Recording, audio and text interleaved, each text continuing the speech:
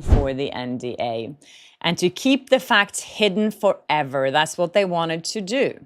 It was killing Blake that piece by piece, day by day, she was getting more and more humiliated with. You already know why you clicked this title.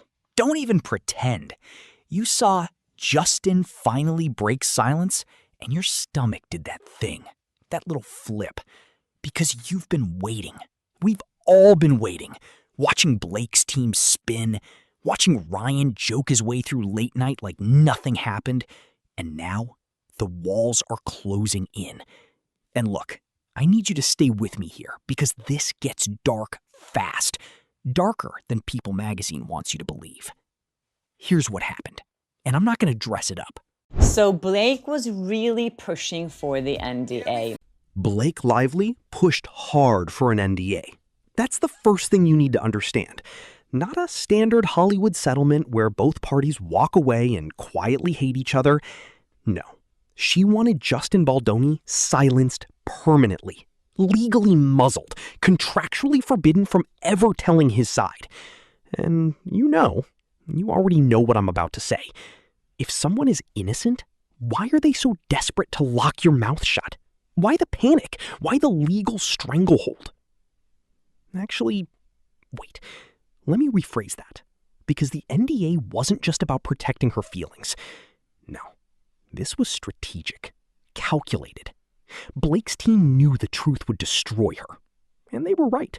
Because piece by piece, day by day, every new piece of evidence that came out humiliated her more. You saw it. We all saw it. Deposition, saying that she never asked Sony to delete the dailies, while Sony said in another text message that they had just been asked by Blake Lively to delete the dailies. And then they say it's become clear to the public that everything she accused Justin of was actually something Blake and Ryan had done. They were the aggressors, they were the bullies, they were the liars. The deposition where she lied about the dailies? Sony's text message saying Blake herself asked them to delete the dailies. That wasn't a misunderstanding. That wasn't a PR mess. That was a cover-up. And the more that came out, the more it became clear that everything she accused Justin of, she and Ryan were the ones doing it. They were the aggressors. They were the bullies. They were the liars. Say it with me now. They were the ones with the smear campaign idea. They were the ones with the idea for the smear campaign. It was destroying both Blake and Ryan. They begged the Wayfarers side to settle, to just drop everything if they agreed to never speak of it again. So that's what they started pushing for. And Justin said, Not him. Her team fed that story to the New York Times. Megan Twohey, the same journalist who broke Harvey Weinstein, got used as a puppet. And they're saying it's the New York Times article that they tricked Megan Twohey into writing for them. That was their bestseller. That was their fictionalized version of events. They got Megan to write their smear campaign against Justin for free. This is so terrible for Megan Twohey, who had such an amazing reputation before this. She was the one behind the Harvey Weinstein. A Pulitzer Prize winner turned into Blake Lively's personal press secretary. And for what? To protect a lie. To protect a woman who demanded power she didn't earn and then played victim when the truth started leaking out. And this is the part nobody talks about. Ryan Reynolds. Oh, Ryan, the funny guy, the Mint Mobile pitchman, the Deadpool charmer. You know, just like I know, that smile hides a very different man behind closed doors. Because while Blake was pushing for the NDA, Ryan was busy using every late-night host he could find to ridicule the other lawsuit, the Van Zam case, the one that could actually take him down. From Another Simple Favor, that must really hurt. And let's look at this, how Ryan Reynolds was trying to ridicule the other lawsuit going on that potentially could really take him down, the Van Zam lawsuit. He had Jimmy Kimmel, Stephen Colbert, Jimmy Fallon, John Oliver, and Seth Meyers read a live ad script that he personally wrote.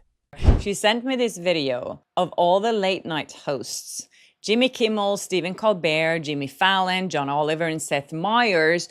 they were having a conversation on their podcast, Strict Force 5, something that this podcast that they actually started during COVID. And they mention in this episode a script making fun of Stephanie Jones demanding a phone back from a former employee. But here's where it gets dark. That phone, the one Stephanie Jones took, that phone contained text messages that exposed Blake and Ryan's entire scheme. And Ryan had the audacity to turn it into a joke on national podcast. Let that sink in. He was too busy to record the ad himself, but not too busy to write exactly what he wanted them to say, and not too busy to weaponize Colbert's voice to mock the very evidence that proved his wife was lying. Plus, you can keep your phone, unless your phone belongs to your television network. They're going to want it back. Either way, signing up is easy. All you need to do is go to mintmobile.com/strikeforce. yes, you can keep your phone unless your phone belongs to a television network. Now here's where it gets interesting, and I want you to really hear me on this.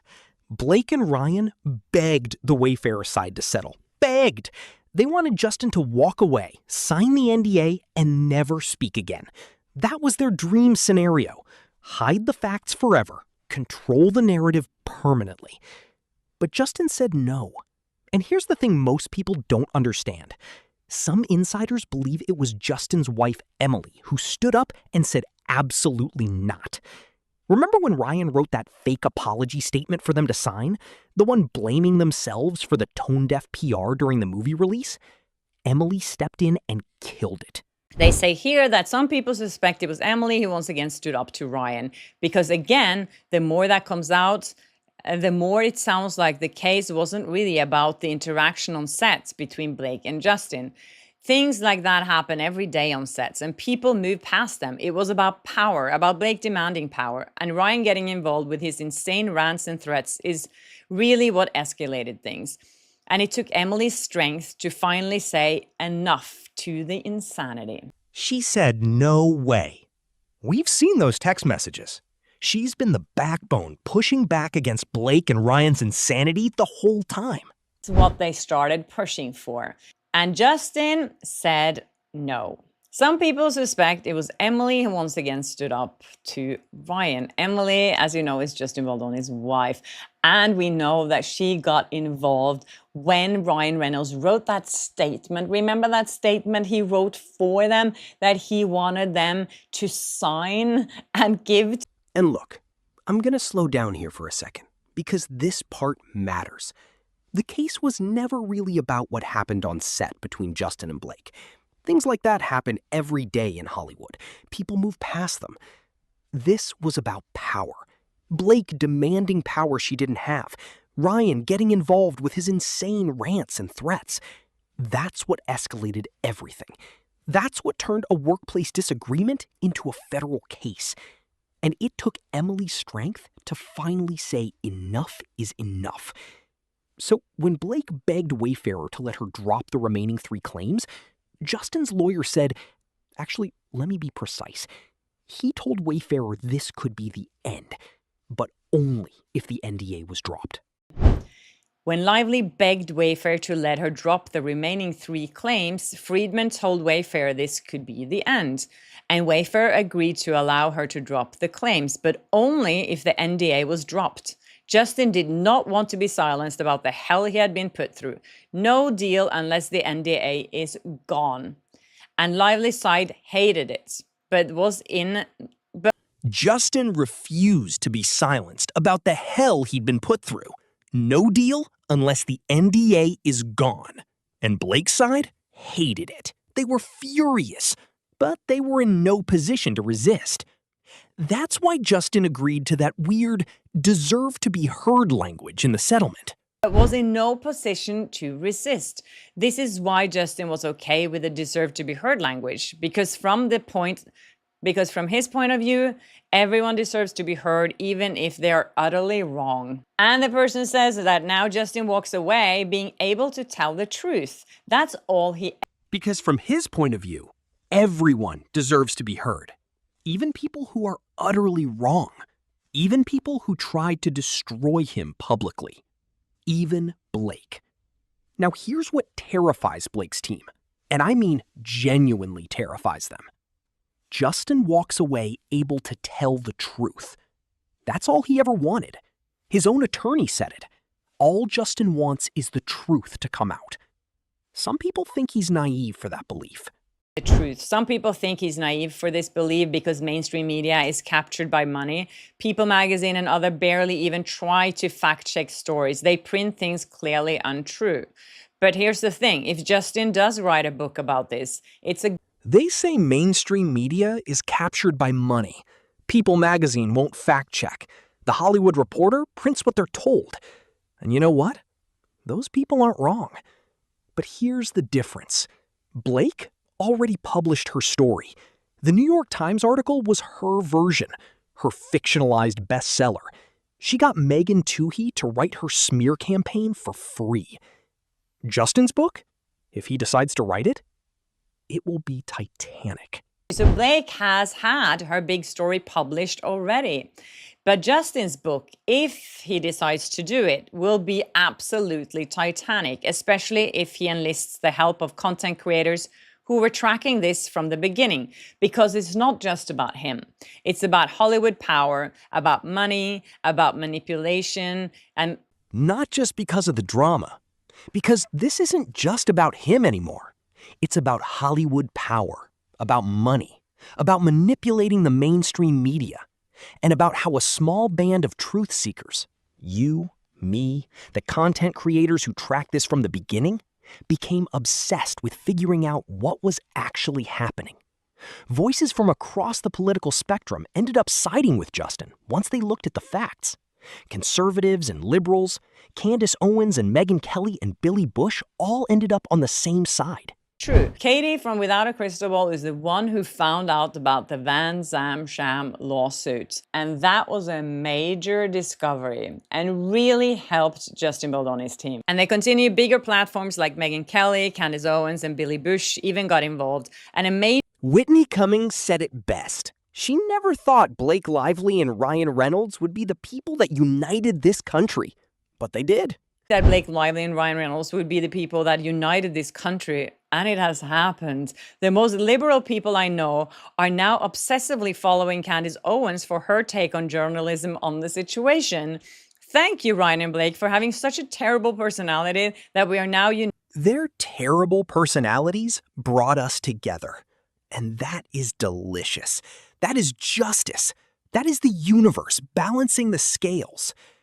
But before I go, and I need you to stay angry with me here, let's talk about that ridiculous People magazine fluff piece.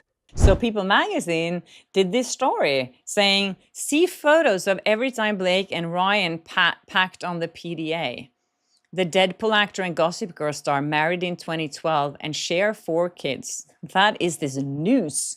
Talking about news, breaking news, you guys. And then they say, Blake Lively and Ryan Reynolds have been madly in love for almost 15 years, and they have the photos to prove it. They have taken selfies together 16 times, according to this article. So they must be in love. That is the proof.